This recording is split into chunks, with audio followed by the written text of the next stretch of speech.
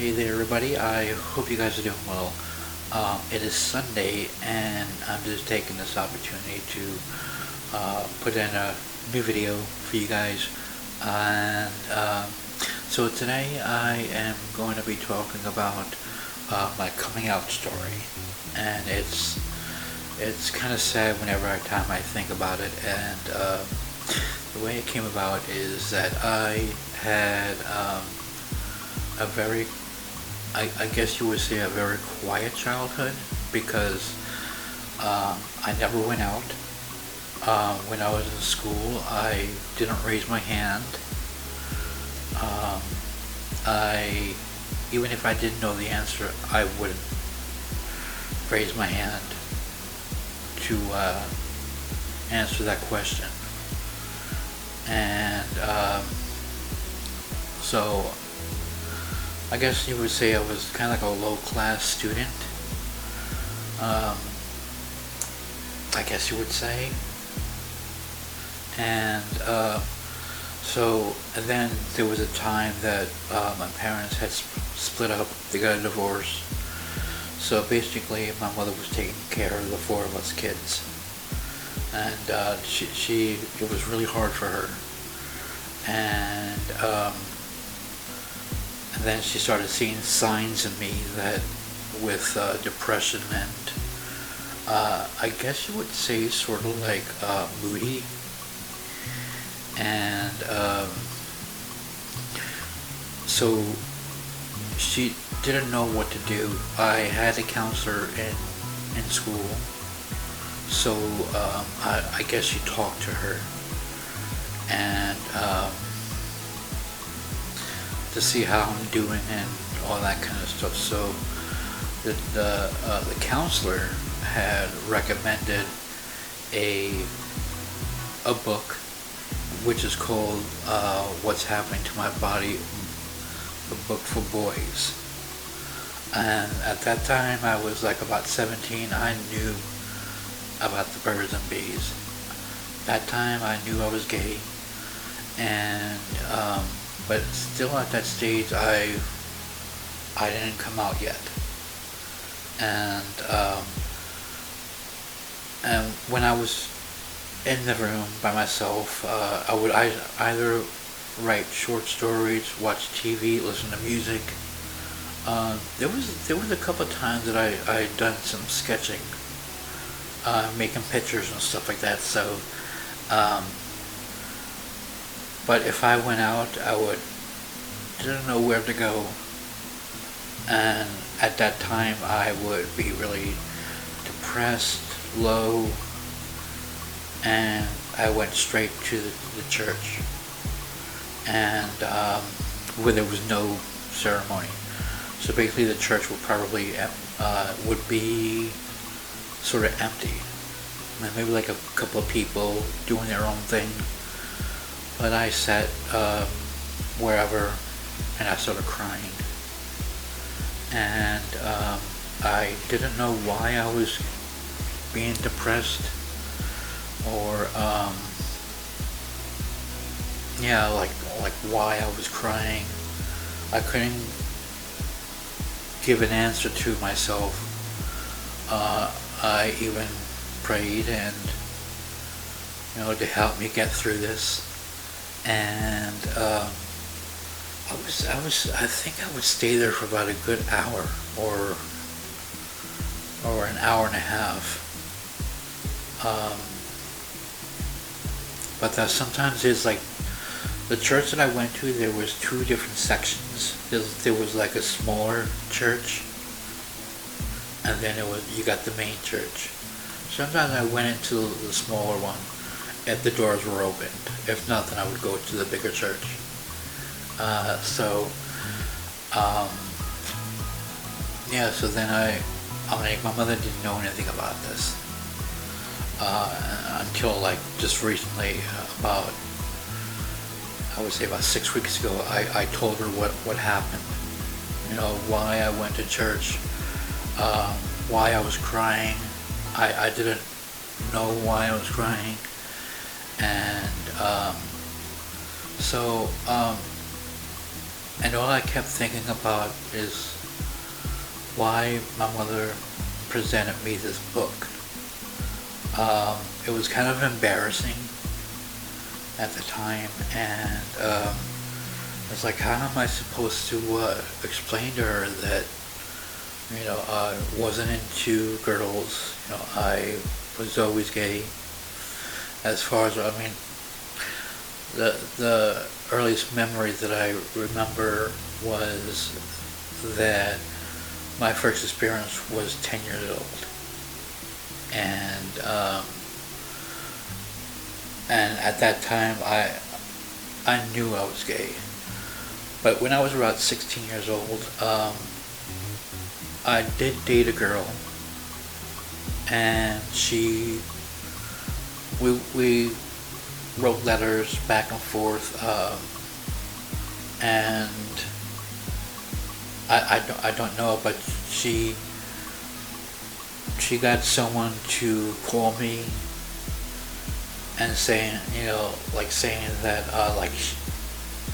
if they ever see us together, he'll kill me. So, but I didn't really care about that because I knew that I was gay anyway. So, but going along, I finally graduated from high school, and in school we had the gym period, and I didn't like gym. I sat on the bleachers, and with my gym shorts and a shirt, and I didn't even play anything. I didn't play any sports at all. And the gym teacher, he says that, well, you have to play, in order to get your points, so you can be able to pass their class. But I didn't like it. So the teacher had talked to my mother to see what they could do, and what happened was that they got me into volunteering at a hospital, at the clinic billing department, where I could be able to get the points, and to make up for the gym classes, so I could be able to pass and graduate. So that was fun. And then I eventually got paid even, and that was even more fun because I was earning my own money, and I could do what I want with it. So that was fun. So I eventually graduated, and I thought, well, what am I going to do now? Because at that time, they couldn't keep me anymore. So I had to find a job. I went to one of those vocationals, to help you to get yourself a job. And what they do is that they test you with your memory, your concentration, and I increased my typing skills since then, and because I can type pretty fast now. Before it was, and but I love typing. It's part of my writing skills in a way. So I could be able to write a book maybe, because at the time when I was growing up, in my teenage years, I was writing short stories in my bedroom, and that's where I spent time, writing. So, and my mother had presented me this little typewriter, which was really fun. It made made the letters stretch out and make these great scripting letters and all that kind of stuff. So I liked it, but getting the cassettes for the typewriter was nearly impossible to get. There was one place, and if I had to walk it for about, I don't know, about an hour and a half to be able to get to the warehouse, and if they didn't have it, they didn't have it. So every time I went there and they did have it, I would get a bunch of them for the typewriter. So I'm just like wondering whatever happened to that. I think my mother had given away when I moved away, because after I eventually got a job at the mailroom department at a law firm, and I had friends, you know, through my sisters and my brother, and so some of our friends, you know, they also came on board at the mailroom department, you know. So I got along with them, and of course they're women, you know. They were my sister's friends, and so, and then I eventually went to Mexico with one of our friends at work, and then I came back and I thought, you know what, I am going to, I want to move somewhere, but I couldn't figure out where to go. So when hold on for a second. When during the Easter holiday of '92, my brother's wife came, you know, to the apartment, and we all hung out, you know, in the kitchen while my mother and her husband and you know, at the time it was her boyfriend, you know, because they weren't married until '94. So and then I guess my brother was hanging out with my mother and her boyfriend, so which is now they're married. So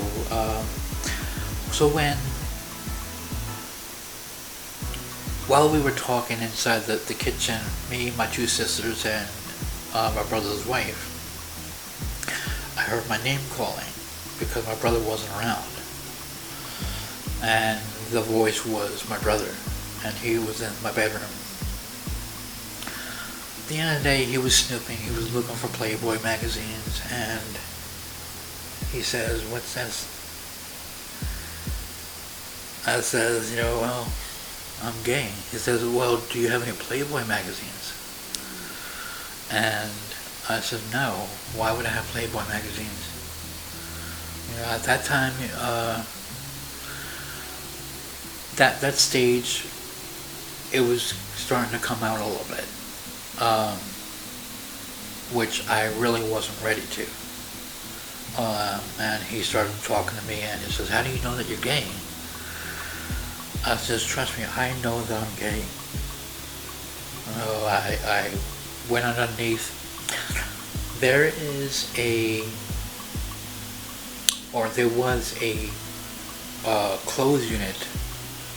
You had to build it up, and underneath the clothes unit there was a diary that I had written down, you know, my thoughts and fears and all that kind of stuff. So, and I flicked through the pages, you know, in front of my brother, and I says, "You know, I want you to read that." You know, so he read it, and so he says, that's okay, you know, I'm not mad or anything." So I says, don't tell mommy." And he says, no, I won't. So I walked away, I went back into the kitchen and started talking, and my brother wasn't around still. And, so eventually I heard my mother calling me, and I didn't know where she was, and then my brother's, then I asked, I said, where are you? And she says, I'm in your bedroom.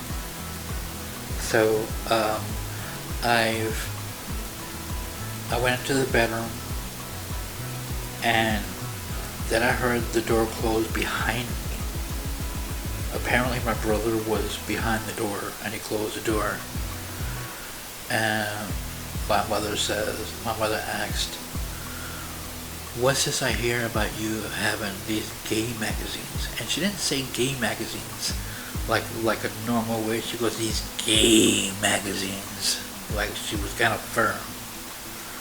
So I said, yes. And then she started getting pissed when she goes, yes, what? And I said, I'm gay. And then that's when she really kind of got upset. She walked out of the room. I looked at my brother. I said, you asshole. And then I walked away, and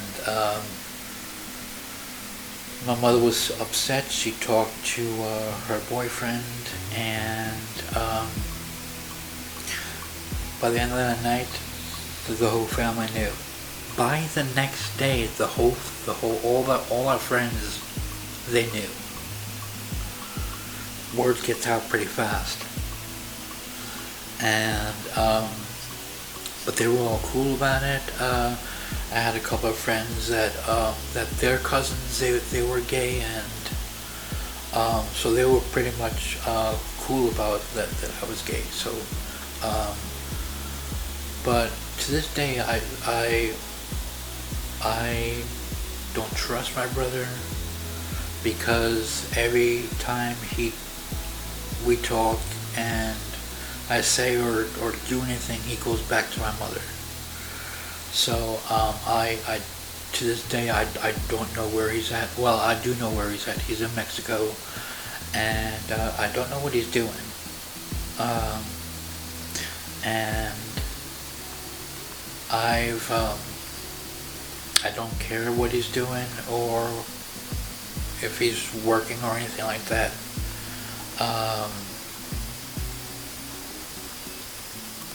And I have a sister, she's pretty much toxic, so I don't talk to her either. But my other sister I'm pretty cool about, so I would text her every once in a while, hope that she's doing well and all that kind of stuff. So now I'm at a point where I'm in Ireland. My husband had passed away 5 years ago, and I'm lonely.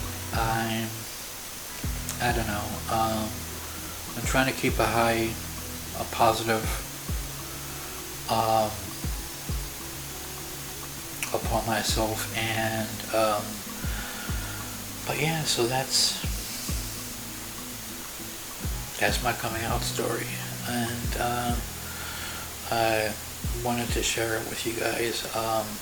If you guys would like, leave your comments on your experience when you came out. I'm always willing to give you my feedback. I do enjoy reading your comments and all that kind of good stuff. So, but right now I have to let you guys go. I might get ready and go out to my aunt's house, and I will catch you guys soon. So you guys take care. Have a great week, and I will catch you up later.